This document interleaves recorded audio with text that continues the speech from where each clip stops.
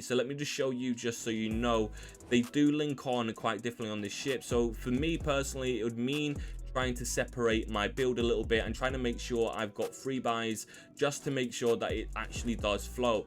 And I just think that this is a waste of space, if you ask me, and it looks quite dissected, and I don't like that in my interior. So I'm definitely just going to keep it to the 2x1s just for now. Next, heading over to Grav drives, we are going to be applying, it's up to you if you want the R2000 or you want the R3000, but for this I'm going to go for the R3000, and I'm going to apply this just in the middle right here.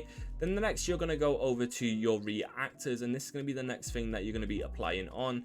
And yet again, it's entirely up to you how you want to do this. You can play around with different ones, but I currently am using a high power build, so I need to make sure that I've got a lot of power. There is two options you can go with. This one repairs a lot faster and is a little bit more expensive.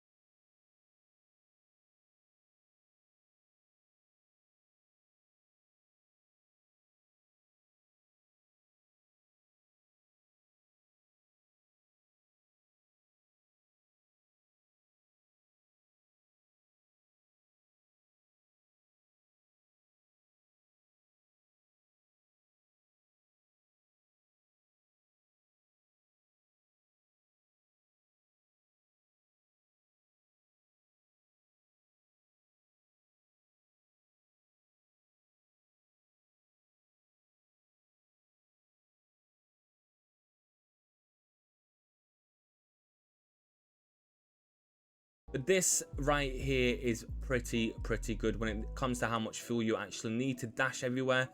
And then we are going to head over to our cargo, and we are going to apply this right here.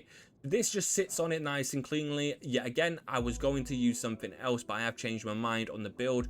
You can mess around with this cargo as much as you want. If you really wanted, you can get rid of this one, and you can then put one of these. So these come in the later game, so one of these cargo holds on, and they massively increase how much space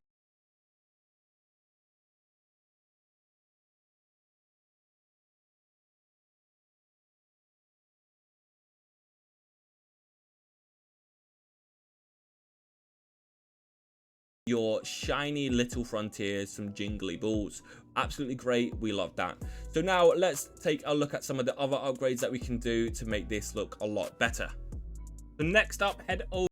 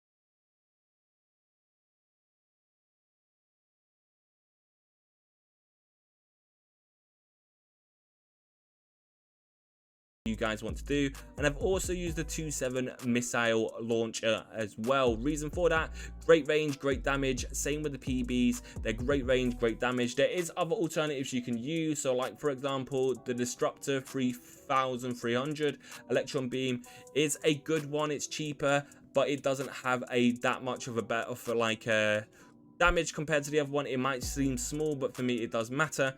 So yeah, that's really why I've gone with them, and they're not too expensive either really when you do compare them like that. The only benefit from this one is got more of a range compared to the PB30. And then once you guys have set them all up, what you will do is apply electron beam as your main weapon, and your weapon 1 will be your missile launcher, and that is basically it. So I'm going to leave you now with a interior design so I can show you basically what it looks like on the inside. Thank you so much for watching. Hopefully I see you guys in the next